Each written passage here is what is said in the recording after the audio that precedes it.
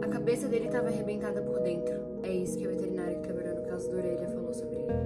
No dia 15 de janeiro de 2026, o Orelha, que era um cãozinho comunitário da Praia Brava de Florianópolis, Santa Catarina, um cãozinho idoso de 10 anos, foi atacado por um bando de adolescentes e morto, enquanto eles brincavam de quem dava porrada mais forte com pregos na cabeça dele.